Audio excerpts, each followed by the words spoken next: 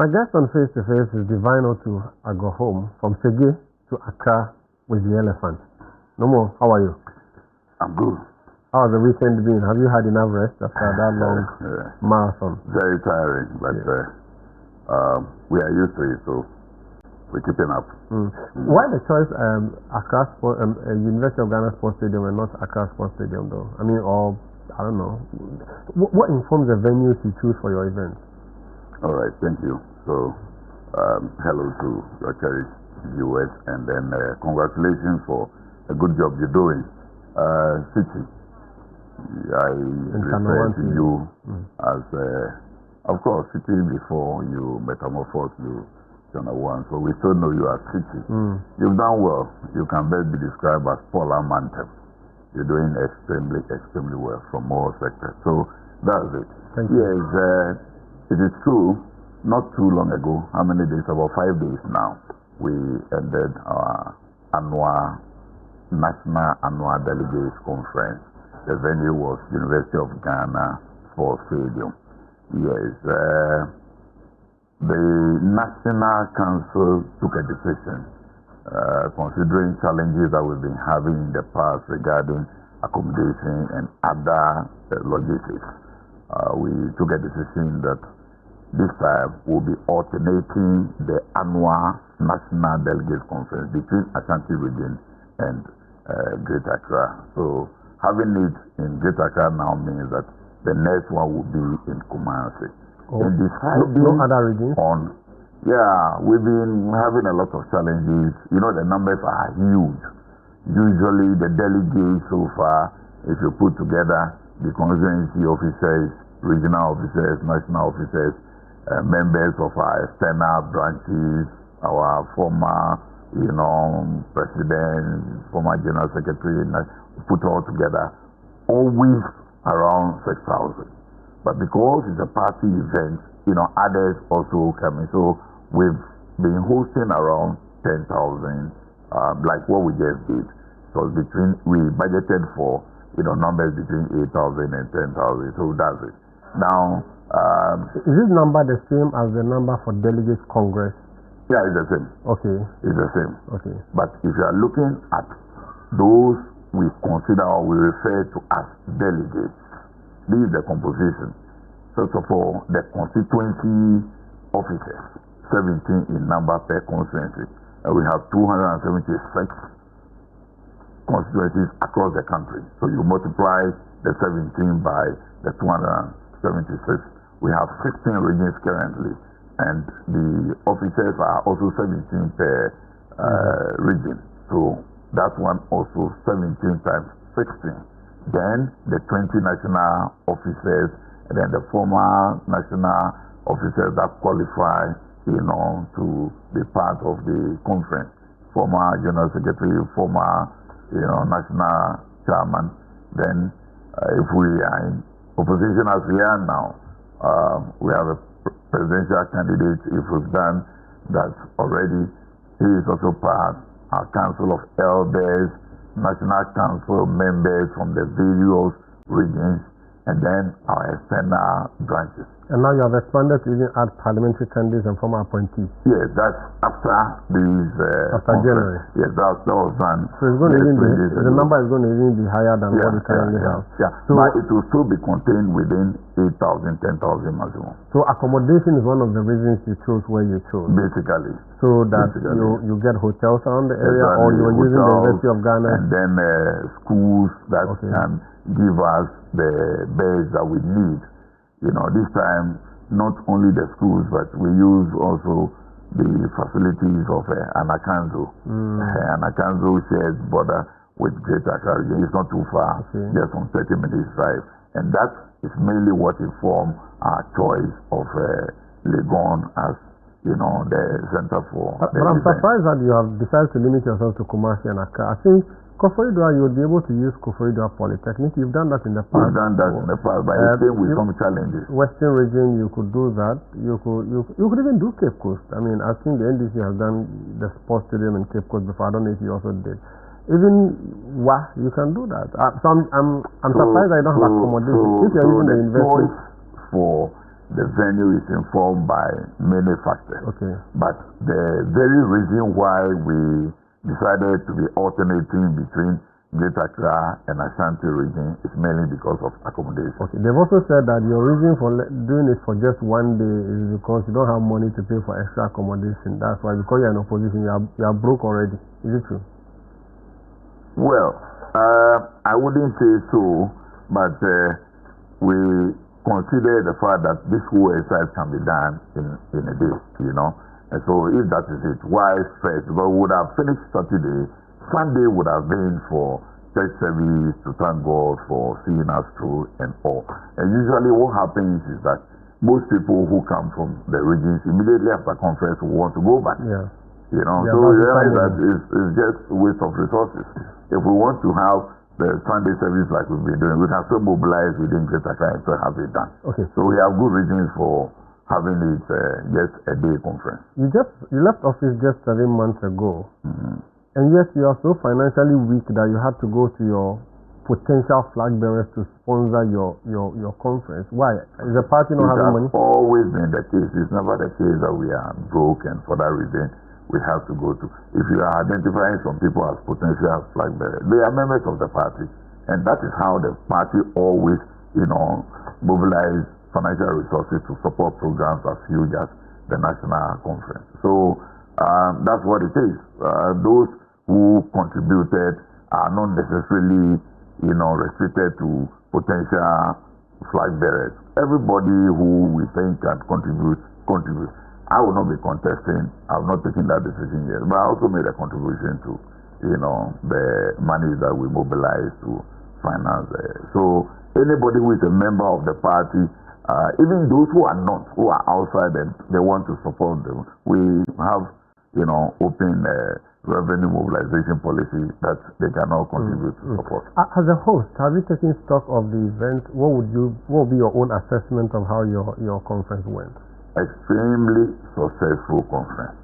In fact, I don't want to be the one to do that judgment or appraisal. Otherwise, I would say that so far, in the last 20 years, this has been the best conference so far, especially considering events that, you know, led to, before the conference, the kind of, you know, noise that we were hearing, some were even seeking to injure the process, the event and all. We've been able to go through all this out of over 300 motions that the committee received and managed to, you know, abridge it to 56.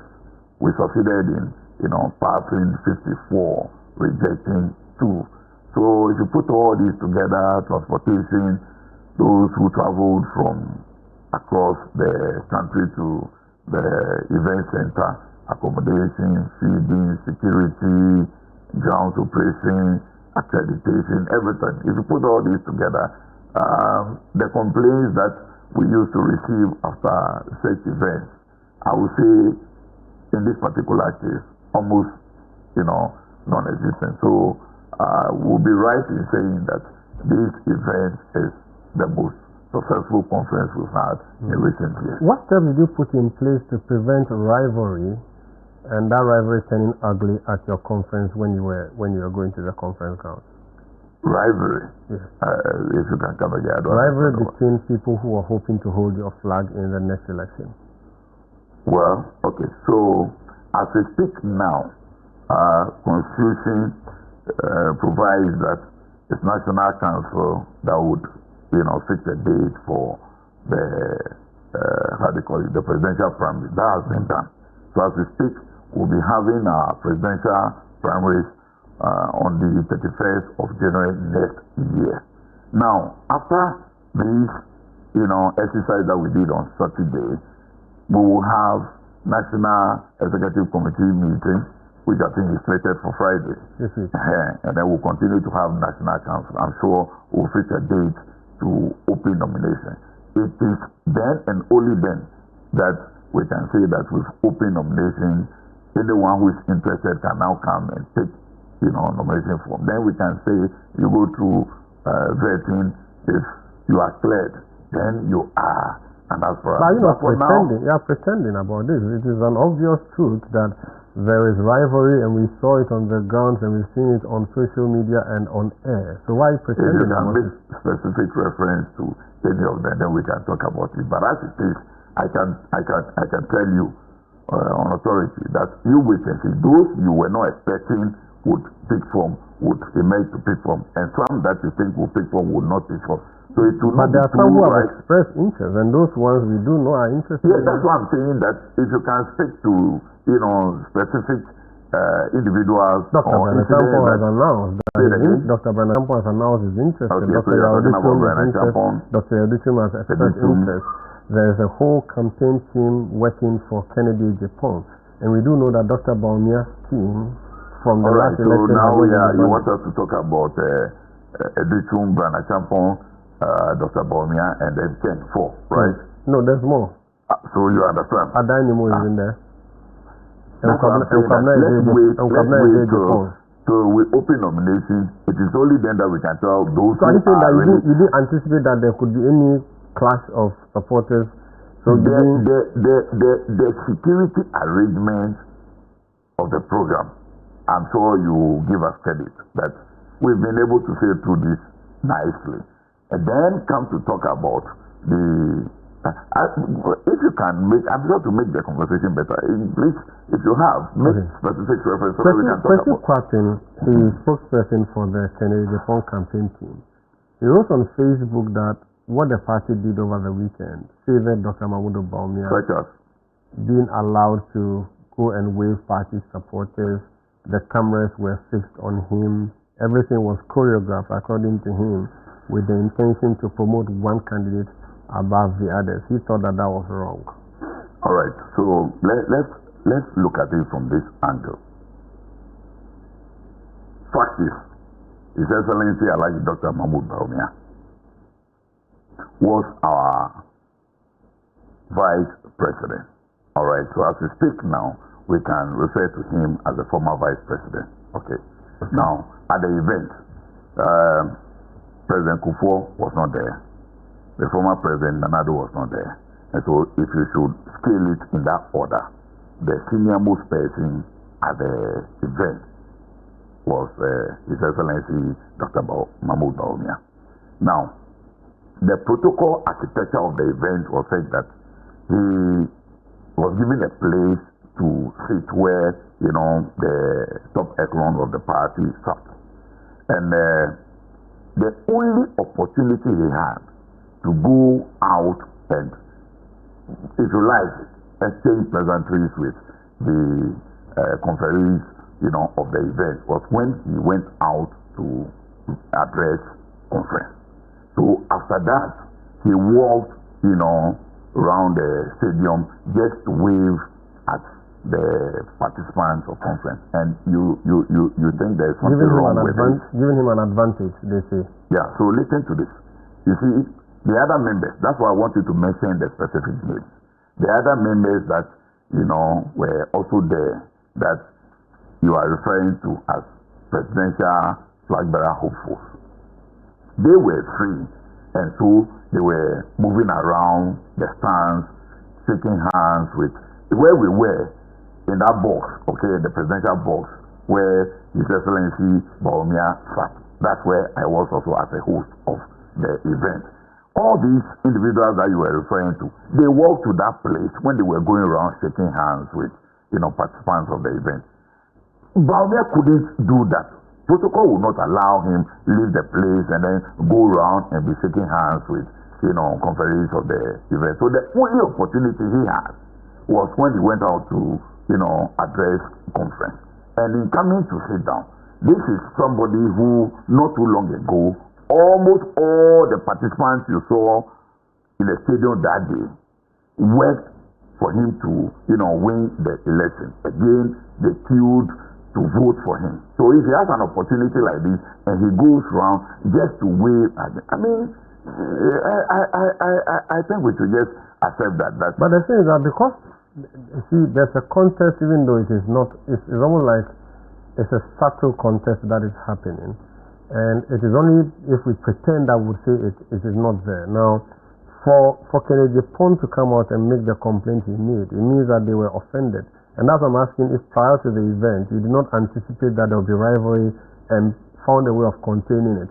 Because, for instance, President Party says that if Dr. Bawumia was going to do that, maybe he should have done it with national executives of the party and other leaders and possible aspirants, so that it will not be as if one person was being waived. He did not go out. We created no law, no space for aspirants to go out and do anything. And that's what they are saying, that it was not fair. Yes. That you should have done that for them. So I'm saying that he went out to address, he sat down to address conference as a former vice president. As a former vice president that we have. Do you understand? So he had a slot on the program to address conference. So after that, just imagine him going to address conference and then after that walking back to his seat. I mean, it will look as if, people will be describing him as an English. Because we work for you. And these are people who are coming from so many, different conferences converging at one place. So if you have the opportunity, just to wave at us. And because we were seated in different stands, you need to walk around and wave at them. We did not stop anybody from doing that. The other aspirants that you are referring to could as well done that. And nobody, unless somebody is saying that he or she attempted doing that, and then the organizer stopped. Do you not worry about pronouncements like this? Because when Alan Chamantin was leaving your party, it was one of the things he said, that the whole system was set up to favor Dr. Mahmoud Bawumia at the time, and so he was not going to be part of it, and he left. Do you know worry someone who was number 2 or who came second, Dr. Kennedy Pond, for him to be raising concerns? The consequences may be dire for you. I would wish that we don't talk about it this way, because I'm saying that wait until we open nominations and allow any person who wants to pick form, and then you will see the treatment that we'll give them. If at that stage you are saying that somebody is being given a preferential treatment as against the other, then of course I will understand you. But as we speak, I'm saying that we have not opened nomination, and so nobody is. The man went out to address us as a former vice president. So we need to make that clear. Okay, this concern that has been raised, which I've just re-echoed to you, has it formally been brought to the attention of the party? Well, we have, as I told you earlier, we have next meeting Friday. Okay. So if there is any, official letter or, complaint, petition or whatever, the General Secretary will have the opportunity to present it, to NEC when we meet. So for now, I am only hearing this from you, okay. And I think that we should just let it remain like that. Okay. You see, others do. I don't want to make reference to anybody to make it look like I'm putting one person against. Mind you, I'm a party chairman, so I'm a referee in this case, and as much as possible, you need to be fair or be seen to be fair. Okay. And so I will leave it like that. Otherwise, somebody too will ask. Others who were going around and shaking hands and trying to interact with, delegates directly, as against somebody who just walked around and waved at the. Maybe they might be worried because of the cheers, because of the response. And I want to believe that the party members were just cheering him because he was our former vice president. He's taking the trouble to go around and greet us. Just to say, you are welcome, thank you for the other day and all. I mean, this is something that, so I would want us to rest, because I have also received, complaints of how other aspirants, according to you, entered the place in a kind of, manner that was orchestrated to attract some attention. Nobody is complaining. Okay. So we allow that. You see, myself as the host chair of the event, I was moving around, trying to ensure that things were, done rightly. And so at a point in time when we realized that we're not getting the numbers in the stadium the way we were expecting, we were all worried. Because by that time, we received almost all the delegates into residence. And we were putting pressure on the buses to come quickly from the hotels to the place. So at a point in time, because I was going around, I realized that it was not the transport department that was taking the problem, but the security. Okay. So going out, I met the police commander who was in charge and asked that, please free the process a little so that the members will be able to come in quickly. And it was at that stage that I saw others also coming in, and they came in a triumphant style, and that's okay. This is Face to Face on ChannelOne TV. My guest is the Greater Accra Regional Chairman of the New Patriotic Party, the Honorable Divine Otoo Agorhom. When we come back, I have a number of questions. So they are back from conference, the key decisions that were taken and those that they did not take. Also, he himself, as regional chairman, led the party into battle. Currently, the NPP has, I think, about 2 or 3 MPs. I hear one Okada can carry all the NPP caucus in Greater Accra to Parliament. How are they going to revive the party in the region? And also the goodwill that President Mahama is enjoying. How the NPP thinks it will be able to get back to the hearts of Ghanaians. Please stay with us.